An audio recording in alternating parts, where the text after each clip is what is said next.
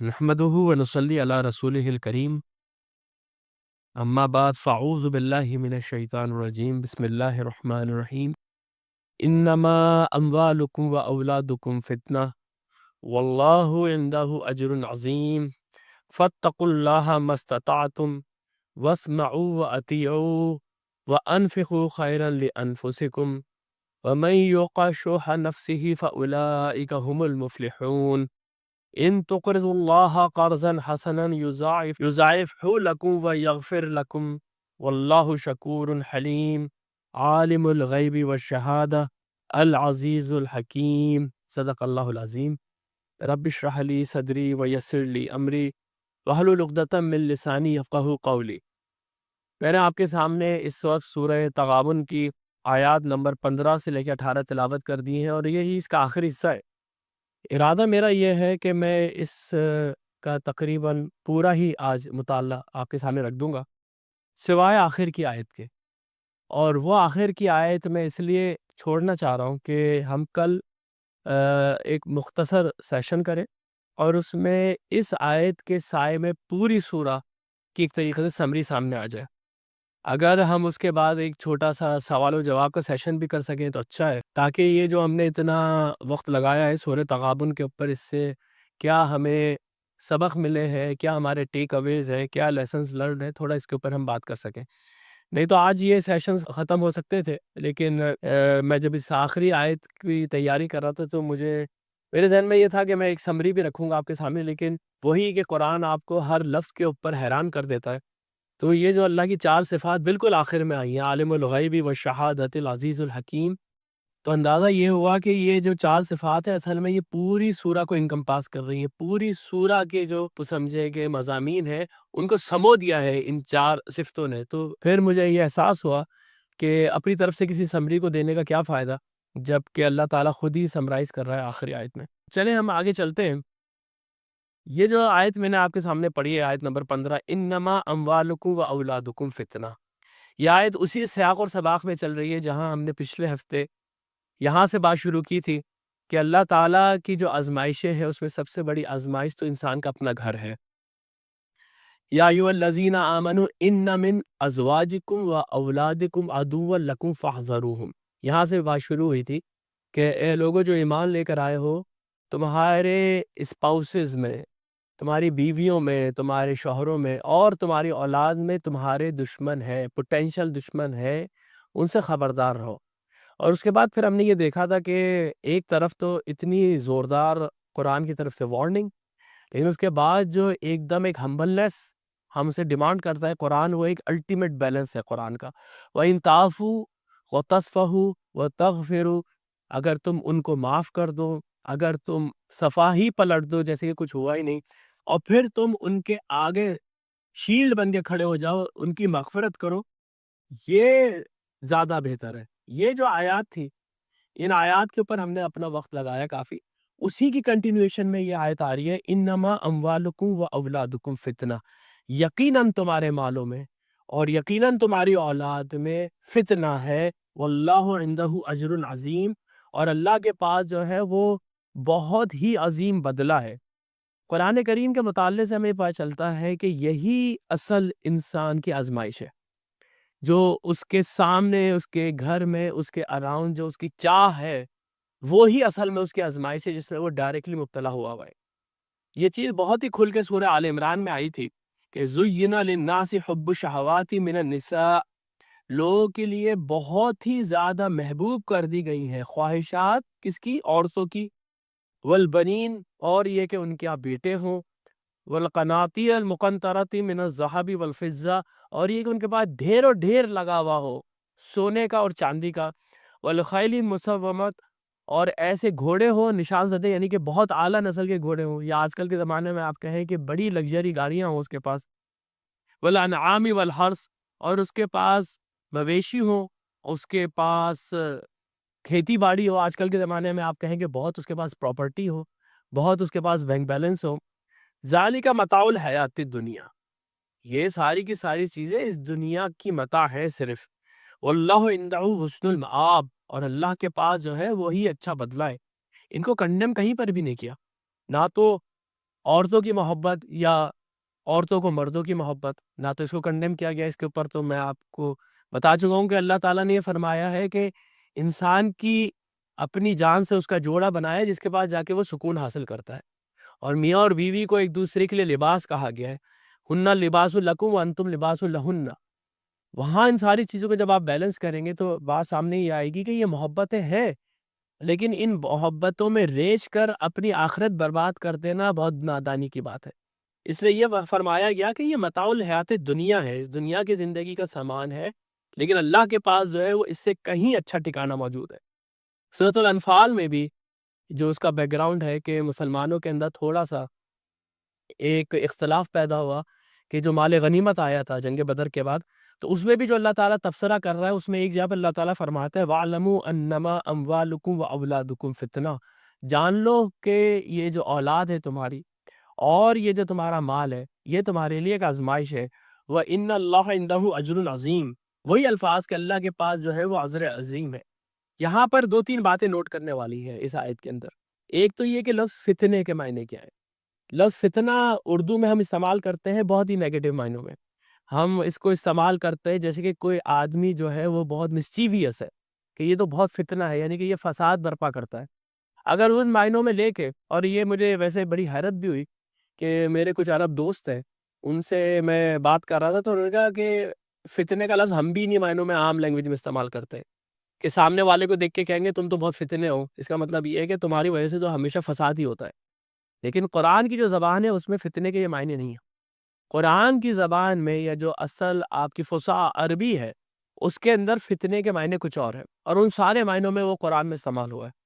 اصل فتن،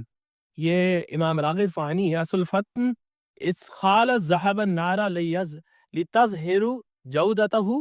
من رداءتہ، آپ نے سونے کو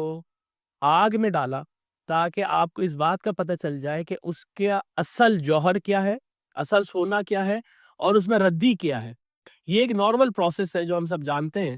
کہ آپ کسی بھی دھات کو جب بہت زیادہ ہائی ٹیمپریچر کے اوپر گرم کرتے ہیں تو اس کی امپیورٹیز اس میں سے الگ ہو جاتی ہیں۔ آج تو یہ پروسیس ایک پوری انڈسٹری بن گیا ہے جس میں آپ لوہا پگھلاتے ہیں اور آپ تانبا پگھلاتے ہیں۔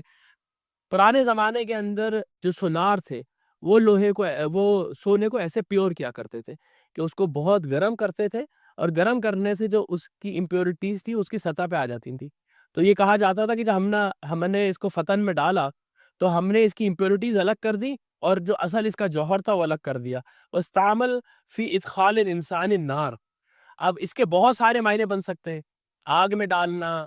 کھرے اور کھوٹے کو الگ کر دینا، وغیرہ وغیرہ۔ تو ان سارے معنوں میں آپ دیکھیں یہ قرآن میں استعمال ہو رہا ہے، جیسے کہ لوگوں کو آگ میں ڈالا جائے گا قیامت کے دن، یوم ہم علی النار یفتنون، اور وہ اس دن آگ کے اندر ڈالے جائیں گے۔ اب فتنے کے معنی، کیونکہ اس میں سے آپ نے امپیورٹیز الگ کرنی ہے، وہ ایک آزمائش کے معنوں میں قرآن میں آتا ہے، لیکن یہاں پر بھی اس کے دو معنی بنتے ہیں۔ والفتنة من الافعال التي تكون من اللہ تعالی، ایسے افعال جو اللہ کی طرف سے آئے ہیں وہ بھی آپ کے لیے آزمائش ہو سکتے ہیں، یعنی دو طرح کے فتنے ہیں، ایک تو اللہ کی طرف سے کوئی آزمائش آ رہی ہے، وَمِنَ الْعَبْدِ كَالْبَلِّيَاتِ وَالْمُصِيبَةِ، یا پھر کسی انسان کو کسی انسان کی طرف سے کوئی مصیبت پہنچی، کچھ بلائیں نازل ہوئی، والقتل والعذاب وغیرہ ذالک من الافعال کریہا، یا قتل اور عذاب جیسے معاملات ہوئے جو کہ بہت ہی کریہ افعال ہے۔ وَمَتَا كَانَ مِنَ اللَّهِ يَكُونُ عَلَى وَجْهِ الْحِكْمَةِ، جب یہ اللہ کی طرف سے ہوتے ہیں تو ان میں ایک بہت گہری حکمت ہوتی ہے۔ وَمَتَا كَانَ مِنَ الْإِنسَانِ بِغَيْرِ أَمْرِ اللَّهِ، اور اگر یہ کسی انسان کے اوپر لے کر آتا ہے اللہ کے اذن کے بغیر، یکونو بضد ذالک، تو یہ بالکل اس کے اپوزٹ ہوتا ہے، یعنی کہ یہ ظلم ہوتا ہے۔ تو اس لیے جب آپ سیاق و سباق میں دیکھیں گے تو اگر اللہ تعالیٰ یہ فرما رہا ہے کہ یہ فتنہ ہے تو وہ آزمائش ہے، اور اس میں کوئی حکمت ہے جو اللہ تعالیٰ اس آزمائش میں ہمیں ڈال رہا ہے۔ اگر اللہ تعالیٰ یہ فرماتا ہے کہ تم نے لوگوں کو فتنے میں ڈالا ہے تو اس کا مطلب یہ ہے کہ تم نے لوگوں کے اوپر ظلم کیا ہے۔ وَلِحَاظَ يَزَمَ اللَّهُ الْإِنسَانَ بِأَنْوَاعِ الْفِتْنَةِ فِي كُلِّ مَكَانٍ، اس لیے یہ والا جو فتنہ ہے جو انسان کے اوپر لے کر آتا ہے، اس کو پورے قرآن میں اللہ نے کنڈیم کیا ہے، جیسے کہ سورۃ البقرہ کی آیت ہے وَالْفِتْنَةُ أَشَدُّ مِنَ الْقَتْلِ، انہوں نے جو پرسیکیوشن کر کے رکھی ہوئی ہے مسلمانوں کے ساتھ، اس سے بہتر یہ ہے کہ تم کو جنگ کی اجازت دے دی گئی ہے۔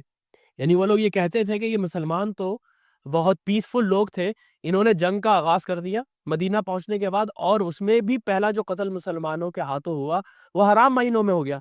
تو انہوں نے جب اس کی بہت زیادہ پروپیگنڈا کرنے شروع کیا تو یہ آیت اللہ نے نازل کی کہ وَالْفِتْنَةُ أَشَدُّ مِنَ الْقَتْلِ، جو فتنہ ہے جو تم نے پرسیکیوشن مچا کے رکھی تھی وہ قتل سے بہت زیادہ شدید ہے۔ ان الذین فتنوا المؤمنین والمؤمنات، یہ سورہ بروج کی آیت ہے جس کے اندر یہ ذکر موجود ہے کہ کچھ اہل ایمان کو اس وقت کے بادشاہ نے ایسی خندقوں میں پھینکا تھا جس میں آگ تھی، اور وہاں پر وہ بیچارے شدید ترین آزمائش کا شکار ہوئے۔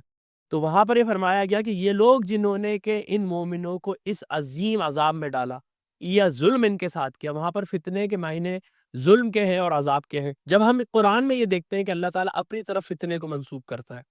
اور جیسے کہ اوپر یہ امام راضی نے جو فرمایا ہے، جب اللہ تعالیٰ فتنے میں مبتلا کرتا ہے تو اس میں بہت حکمت ہوتی ہے۔ تو کیا حکمت ہے اللہ تعالیٰ کی؟ وہ انسان کو فتنے میں ڈالتا ہے یا آزمائش میں ڈالتا ہے۔ پہلی چیز جو انفرادی طور پہ آپ کو نظر آئے گی قرآن میں جا بجا، اس کے لیے جو بہترین مقام ہے وہ سورۃ العنکبوت کی ابتدائی آیات ہے۔ سورۃ العنکبوت کو کہا ہی جاتا ہے یہ فتنے کی سورہ ہے، یعنی کہ جس وقت مسلمانوں پہ پرسیکیوشن شدید بڑھ گیا تھا مکہ میں، تقریباً یہ آپ سمجھے 4 یا 5 نبوی کا واقعہ ہے، جس میں خباب بن عارت جیسے جو صحابی تھے ان کی پیٹھ جلا دی گئی تھی کوئلے پہ لٹا کے، یا حضرت بلال حبشی کے سینے کے اوپر پتھر رکھا گیا تھا۔ یہ جو واقعات ہم سیرت کے سنتے ہیں اس دور کے، اور اس دور میں سورہ عنکبوت نازل ہو رہی ہے، اور آپ یہ دیکھیں انداز کیسا ہے کہ یہاں پر سورہ شروع ہو مسلمانوں کو تسلی دی جائے، شروع سورہ اس طرح سے ہو رہی ہے الف لام میم حسب الناس ان یترکوا ان یقولوا آمنا وهم لا یفتنون۔ الف لام میم، کیا لوگوں نے یہ سوچ رکھا ہے کہ وہ ایسے ہی چھوڑ دیے جائیں گے کہ انہوں نے کہا ہم ایمان لے کر آئے، کیا ان کا امتحان نہیں ہوگا؟ یعنی یہ تمہارا ایمان کا امتحان ہو رہا ہے اس وقت۔ لقد فتنا الذین من قبلہم، اور یقیناً ہم اس سے پہلے بھی لوگوں کو آزما چکے ہیں، اسی طرح سے آزما چکے ہیں کہ جب انہوں نے کہا کہ ہم مومن ہیں فوراً اللہ تعالیٰ کا امتحان ان کے اوپر آ گیا۔ فَلَيَعْلَمَنَّ اللَّهُ الَّذِينَ صَدَقُوا وَلَيَعْلَمَنَّ الْكَاذِبِينَ، اللہ تعالیٰ تو یہ کھول کے رکھ دے گا، اللہ تعالیٰ تو یہ جان کر رہے گا کہ تم میں سے کون اپنے ایمان کے دعوے میں سچے ہیں اور کون اپنے ایمان کے دعوے میں جھوٹے ہیں۔ یہ سب سے بڑی حکمت ہے، اور اسی کے لیے انسان کو تیار رہنا چاہیے کہ جب اس نے اللہ کے اوپر ایمان، اور جیسے توکل کی آیات پہلے آ چکی ہیں وَلَلَّهِ فَلْيَتَوَكَّلِ الْمُؤْمِنُونَ، اگر اللہ پہ توکل ہے تو اس ایمان کے سہارے انسان مصیبتوں میں پورا اترے گا۔ بہت بڑی مصیبت بھی آئے گی تو وہ کہے گا اِنَّا لِلَّهِ وَإِنَّا إِلَيْهِ راجعون۔ یہ امتحان چل رہا ہے۔ اب اگر یہ امتحان بحیثیت جماعت پورے مسلمانوں کے اوپر آ جائے، جیسے کہ ہم نے نبی صلی اللہ علیہ وسلم کی سیرت میں دیکھا کہ کبھی یہ امتحان احد کے میدان میں آیا کہ مسلمان جیتی بھی بازی ہار گئے، کبھی یہ امتحان مسلمانوں کے اوپر جنگ خندق میں آیا کہ جس میں کہ پورا کا پورا عرب چڑھ کر آ گیا اور چند ہزار کی آبادی محصور ہو کر رہ گئی، اور پھر پیچھے جو الائنسز تھے وہ بھی ٹوٹ گئے۔ ان حالات کے اندر یہ جو شدید آزمائش تھی وہ اس لیے تھی کہ اللہ تعالیٰ یہ جو جماعت ہے مسلمانوں کی، ان میں سے منافقین کو الگ کر دے اور ان میں سے کمزور ایمان والوں کو الگ کر دے، اور وہ جو اصل جوہر ہے، وہ اصل جو سونا ہے جس نے آگے چل کے اس پیغام کو پوری دنیا تک پہنچا دینا، وہ بالکل واضح طور پہ الگ ہو جائے۔ لوگ عموماً یہ کہتے ہیں کہ کس طریقے سے صحابہ کرام کی گریڈیشن ہوئی اور اس کے بعد کس طریقے سے ان کو خلافتیں دی گئیں، یہ پورا پروسیس چل رہا ہے جس کے اندر پورا کا پورا عرب اور پوری کی پوری دنیا اس بات کو وٹنس کر رہی ہے کہ کون سونے کی طرح سے تب تب کے نکل کے اوپر آ گیا ہے، کون اس لائق تھا کہ اب وہ مسلمانوں کو ریپرزینٹ کرے پوری دنیا میں۔ اور پھر ہم دیکھتے ہیں کہ مسلمانوں کو کنہوں نے ریپرزینٹ کیا پوری دنیا میں، جو انہی حالات سے پک کے اور تپ کے اور محکم ہو کے باہر نکلے تھے۔ یہ سورۃ آل عمران کی آیت ہے، ما کان اللہ لیذر المؤمنین علی ما انتم علیہ۔ یہ وہی آیات جنگ احد کے اندر تھوڑی دیر کے لیے شکست ہوئی تو جو منافقین تھے وہ کہنے لگے کہ یہ مصیبت کیسے آ گئی ہمارے اوپر، اللہ کے رسول کے تو بڑے مدد کے دعوے تھے، اللہ کے رسول کی موجودگی میں ہمیں کیسے شکست ہو گئی؟ اور بلکہ شروع میں تو یہ ہوا کہ اللہ کے رسول کو کہا گیا کہ ان کا انتقال ہو گیا۔ وہاں پر کیسی کیسی آیتیں قرآن میں آئی کہ وما محمد الا رسول قد خلت من قبلہ الرسول افئن مات او قتل انقلبتم علی اعقابکم۔ محمد تو ایک رسول ہے، ان کا کام تم تک پہنچا دینا ہے بات کو، اس سے پہلے بھی کئی رسول گزر چکے ہیں، کیا اگر وہ مر جائیں گے یا وہ قتل ہو جائیں گے تم اپنے پیٹ کے بل گھوم جاؤ گے؟ یہ ساری باتیں بالکل کور جو ہے اسلامی تعلیمات کا وہ بتا رہے ہیں۔ یہاں پر بھی یہی آیات ہیں کہ اللہ تعالیٰ ایسا تو نہیں ہے کہ ان مومنوں کو چھوڑ دے تمام مومنوں کی جو جماعت ہے ان کو اس حال میں چھوڑ دے حتی یمیز الخبیث من الطیب،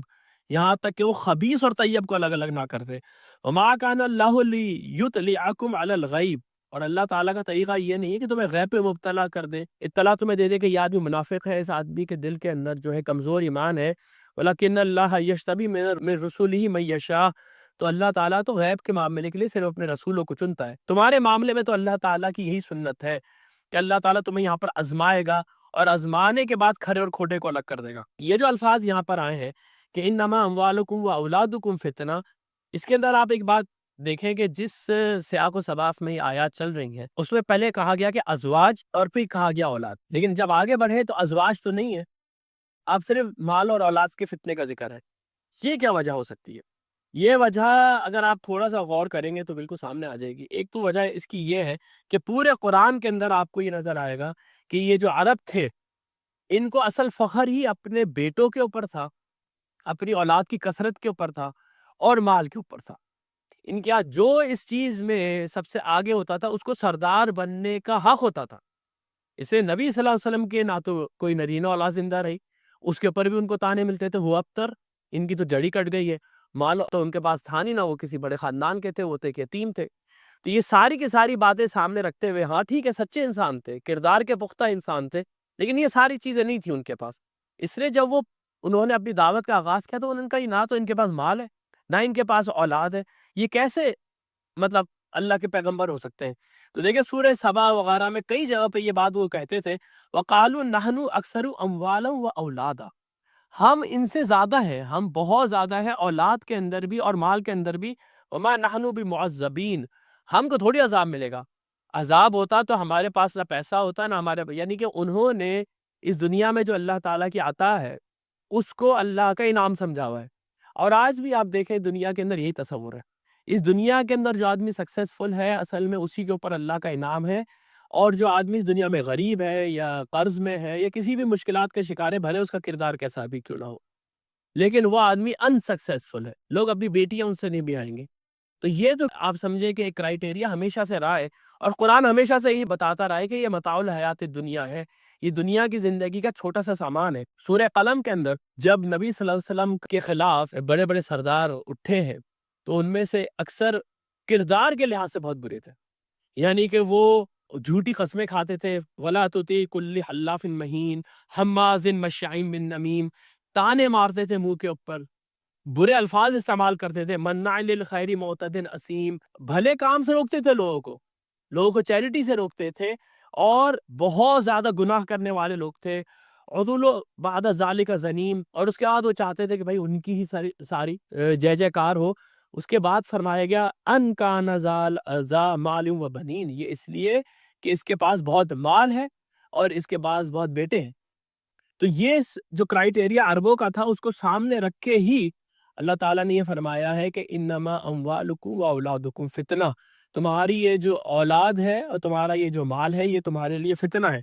ایک اور چیز جو سمجھ میں آتی ہے تھوڑا غور کرنے سے وہ یہ کہ ازواج کے معاملے میں تو پھر بھی انسان اس فتنے سے باہر نکل سکتا ہے۔ فرض کریں کہ ایک آدمی اپنی عورت سے تنگ ہے یا عورت آدمی سے تنگ ہے تو وہ ایک دوسرے سے جدا ہو سکتے ہیں۔ اور آپ یہ دیکھیں کہ یہ جو ہم نے آیتیں اس سے پہلے پڑھی تھی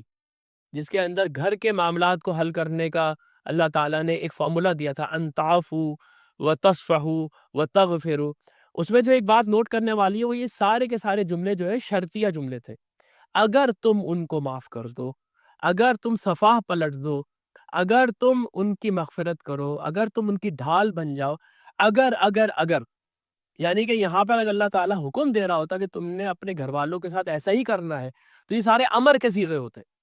یہاں پر اللہ تعالیٰ کی طرف سے ایک مشورہ ہے جس پہ چل کے ہو سکتا ہے کہ گھر کے معاملہ صحیح نہ ہو، یہ سارے کے سارے باتیں کر رہے ہوں ماں باپ، لیکن پھر بھی گھر کا معاملے صحیح نہیں ہو رہا ہو، یا بیوی جو ہے وہ نہیں مان کے دے رہی ہو، یا شوہر نہیں سدھر کے دے رہا ہو، تو پھر کیا کریں؟ تو اس کے لیے سورہ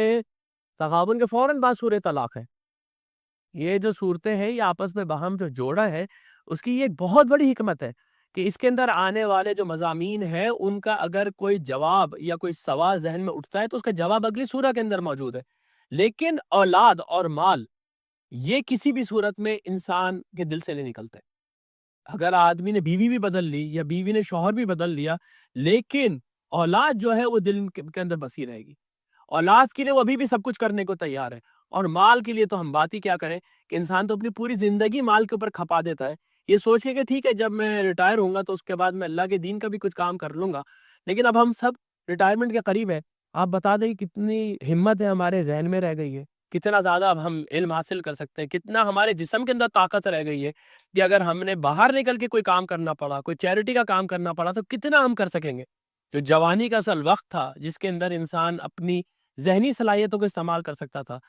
وہ تو ہم نے لگا دی اس دنیا کو کمانے کے اندر۔ اب جب سامنے قبر نظر آ رہی ہے، چند سالوں کی بات رہ گئی ہے، تو انسان یہ سوچ رہا ہے کہ چلو یار آخرت کے لیے بھی کچھ کر لے، تو میکسیمم ٹائم کس میں گزر گیا؟ اگر خود ہم اس بات کو اپنے دل پہ ہاتھ رکھ کے کہیں کہ ہم نے اپنا پورا وقت کس چیز میں گزار دیا، تو ہم نے تو پورا وقت اپنا اولاد میں گزار دیا، یا ہم نے اپنا پورا وقت مالوں میں گزار دیا، مال کمانے میں یا جائیدادیں بنانے میں یا اولاد کے لیے ان کے مستقبل کو بنانے میں، جبکہ ان کا مستقبل بھی تو ویسے ہی ہوگا جیسے ہمارا ہے کہ ایک وقت تک جو ہے وہ اپنی زندگی کو برتیں گے، اس کے بعد پھر وہ بھی بڑھاپے کے اندر آ جائیں گے، پھر ان کو بھی قبریں دیکھنی ہے۔ جب انہوں نے بھی قبریں دیکھنی ہے تو الہاکم التکاثر حتی زرتم المقابر، بیکار کی چیزوں میں تم نے اپنی پوری زندگی گنوا دی، یہ بیکار کی چیزوں میں ایک دوسرے سے آگے بڑھنے میں اپنی پوری زندگی تم نے لگا دی، یہاں تک کہ تم نے قبریں جا کے دیکھ لی۔ جب قبروں کے سامنے پہنچ رہے ہیں تو کہہ رہے ہیں کیا تو وقت گزر گیا، اب کیا اللہ کے دین کے لیے کام کریں گے؟ یہ ساری کی ساری باتیں یہ بتا رہی ہیں کہ قرآن کا جو بار بار یہ کہنا ہے کہ یہ متاع الحیات دنیا ہے، تو اس کو ایک متاع کے طور پہ ہی برتنا چاہیے، اس سے آگے اس کو نہیں لے کے جانا چاہیے، اس کی محبت دل کے اندر نہیں اتارنی چاہیے۔ جو قسمت میں رزق اللہ دے گا، اللہ تعالیٰ لوگوں کو امیر بھی کرے گا، اللہ تعالیٰ لوگوں کو ہینڈ ٹو ماؤتھ بھی رکھے گا، لیکن اللہ تعالیٰ کا امتحان شکر اور صبر کا ہے، اسی کے اندر ہمیں زندگی گزارنی ہے، کسی وقت بھی اللہ کی توکل کو نہیں چھوڑنا، اور اس مال کی محبت میں اور اولاد کی محبت میں کبھی بھی اللہ تعالیٰ کی